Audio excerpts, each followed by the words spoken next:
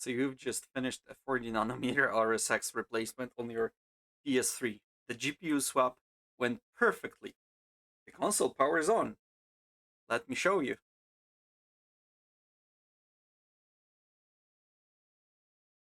And we have a green light. And then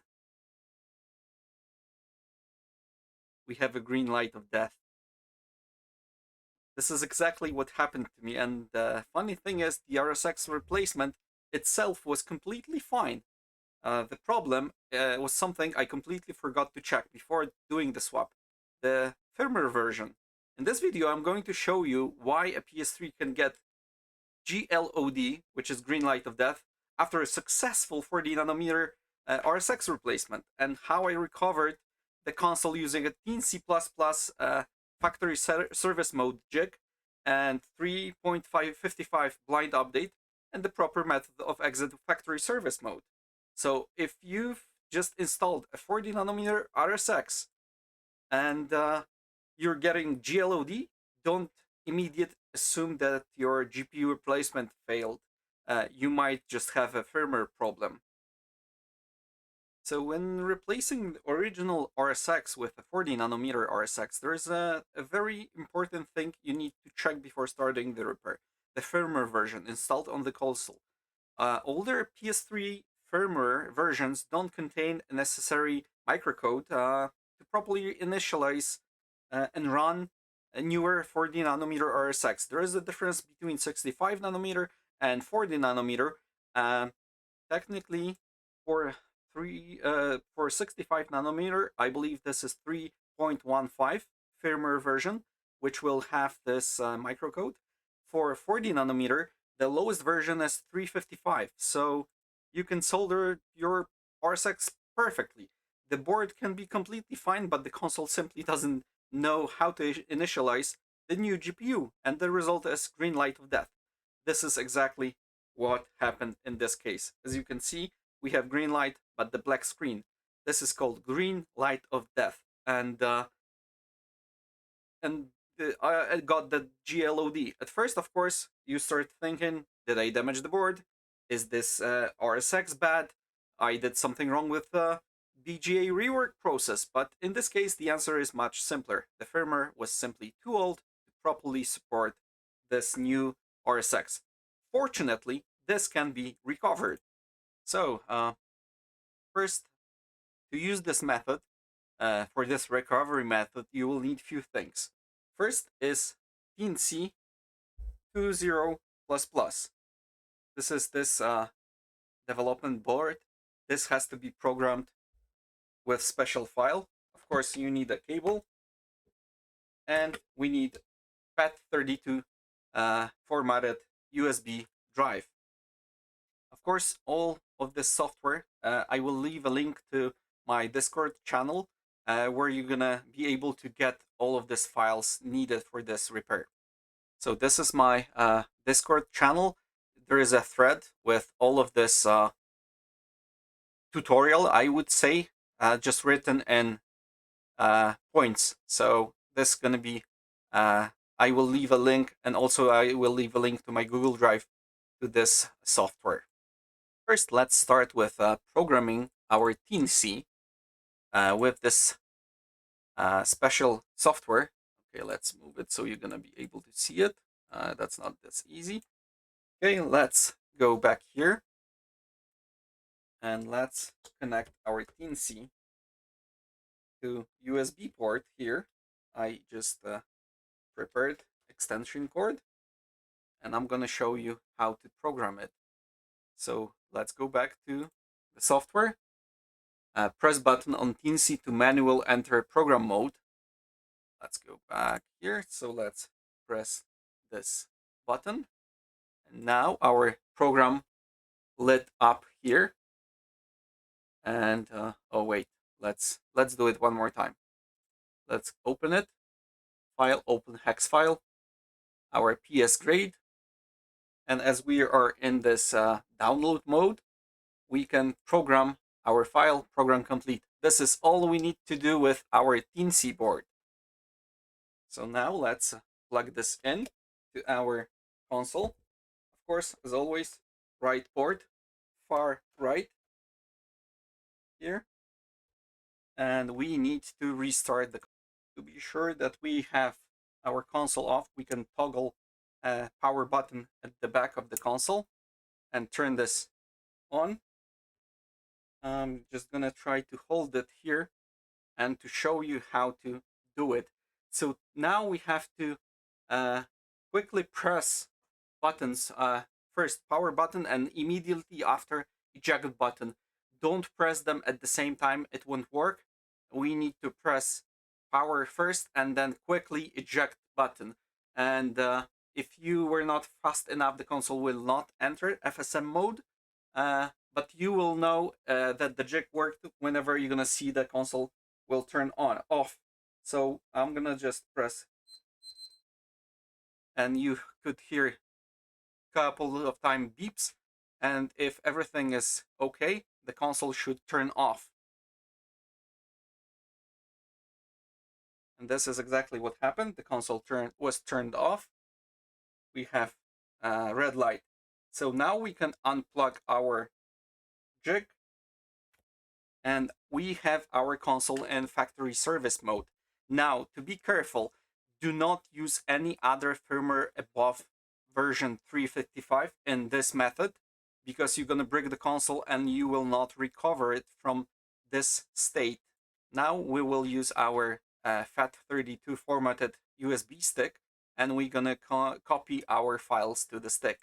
So of course we have our USB stick formatted to FAT32, and we're gonna copy our blind update 2 files. This is our update file and level 2 diac.self file to run this blind update. So of course copy. Let's go back to USB and paste it here. We don't create any folders. It's going directly to the main root folder of this USB stick. So this is how it looks like. Whenever we're gonna have it here, we can eject the USB and take it to the console.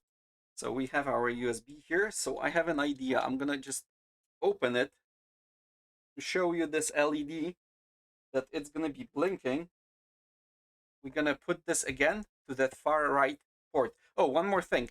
Whenever you're doing this blind update, you don't need to have your Blu-ray drive or Wi-Fi board.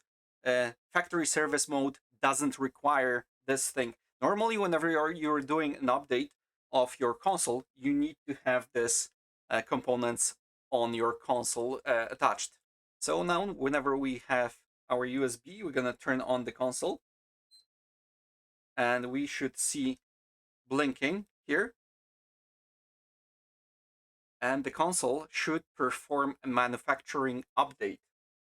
As you can see here, we have LED blinking, so the update is being read from this USB stick.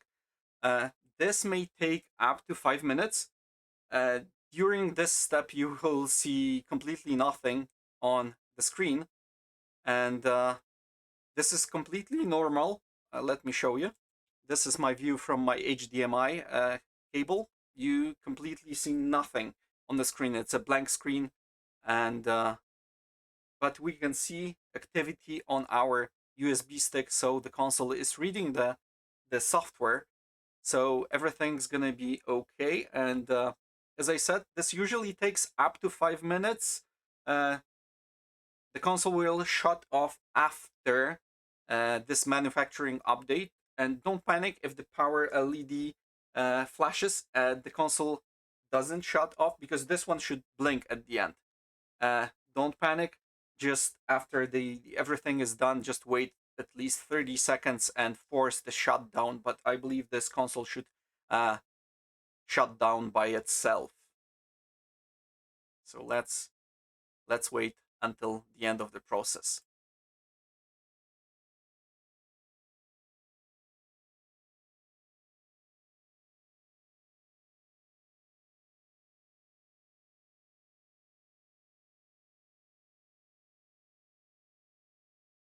Okay, again, it's blinking. Normally, first the console is reading the update, then it compares it if it's a correct file, checks probably some kind of checksums, I don't know, and then flashes that none flashes.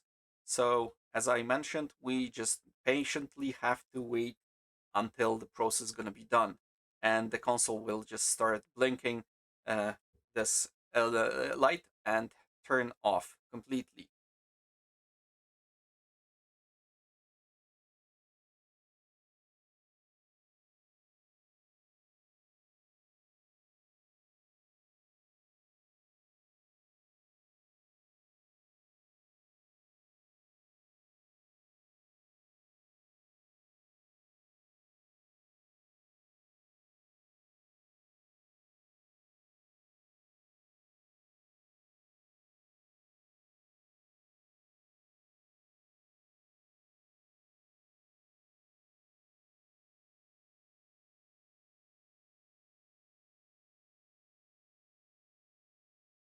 As you can see, we are having a blinking green light here, and this one should turn off by itself now. Okay, so we have no activity on our USB, and we have red LED. Now we can take our USB stick to the computer and check if we have our updater log file. So let's take this out. Okay, we don't need LED activity, so let's put this to the enclosure and let's go back to the computer.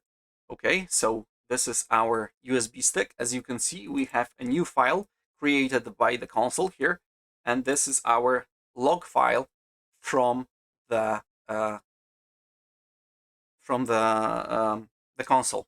Oh, I see. I have some other opened things here. So let's close this. Okay, we have updater underscore log txt. So here we have all of this report, what happened with the console during the flash, what we are looking for. We are looking for this thing here, manufacturing updating success. Whenever we're gonna have a success, everything with the console went okay, and now we can exit factory service mode. So we can close this file, of course, delete uh, all of this, and of course use this exit FSM file. So let's copy and paste this exit file here. Of course, eject the USB, and we can safely remove the hardware. So let's take this from here and let's go back to our console. Again, far right uh, plug, and we can turn the console on. Okay, USB stick is in. We can turn the console on. Oh, and we should see activity here again, but it's going to be few blinks, and our console should turn off by itself. Okay, let's wait a little bit.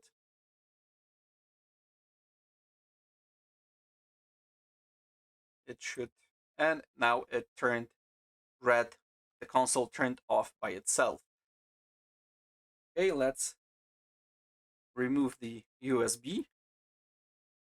Let's try to turn the console, and let's go to our HDMI port and hope everything went fine, and we're gonna see an image. Okay, I see the hard drive is blinking, so hopefully we will be able to see some image here now. And we have an image. Sony make believe. Yes, we believe that everything went fine. And of course it will say an error about missing Wi-Fi board, as I remember. Okay, let's connect our pad. And let's, come on. No. Okay, we have to set everything up. Yes. Mhm. As we are mountain time. Okay, I will set this up later. I just want to show you that everything is working, and the firmware version I just updated. I know that this is 3.55 Rogero downgrader, I believe. I believe also some other files or updates also will work, but I found this on my drive and I just made what the heck is it? Yes, I want to cancel. I found this one was working, so yes button. So I made this package. Yeah, this is Rogero downgrader, but as you can see, we have a working console. Of course, we have picture. So this is how I updated. So just to sum everything up, let's go back here somewhere. Where was it? System settings. Somewhere at the bottom, system information. And we have version 3.55. And we have an image. So technically, what did we learn from this repair? Because technically we didn't solder anything today, we didn't measure anything, power anything. But if you perform a 40 nanometer RSX replacement and end up with green light of death, don't immediately assume that the RSX replacement failed. I know that some people will say that I should also check Southbridge logs. There is a method that you can activate SB logs and then check the firmware version. Uh, I was pretty much sure of my work of my BGA replacement, and I knew that the firmware version was too low to run this RSX. And if the console is running this firmware which is too low or too old to support 40 nanometer RSX, as I mentioned, for 40 nanometer is 3.55, for 65 nanometer it's going to be 3.15. You may just need simply update the firmware or to a compatible version. In my case, RSX or BGA rework was completely fine. I just simply forgot one important step before starting this repair. I didn't check the firmware. Technically, there is also one more thing. Sometimes the console is completely dead or it doesn't show any image. Uh, then it's not that easy to check the firmware version. There is an option that you're gonna delete or remove the IHS and then heat up the die or the core of that RSX, and the console may boot up, so you're gonna be able to check the version.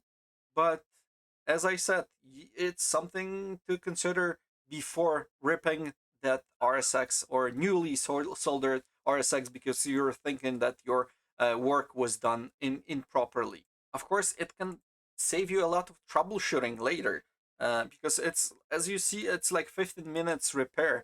And if you already have this green light of death after a successful 40 nanometer RSX swap, hopefully this video will help you and to bring your console back to life. If you found this useful, of course, consider subscribing to Radpow channel. Of course, my name is Paul, by the way, for more PS3, PS4, PS5, laptop, or even graphics card board level repair videos. And of course, if you have a console or any electronic device that needs this kind of repair, I also accept mail-in repairs and provide repairs services here in Edmonton, Alberta. Of course, thank you for watching, and I'll see you in the next one. Bye!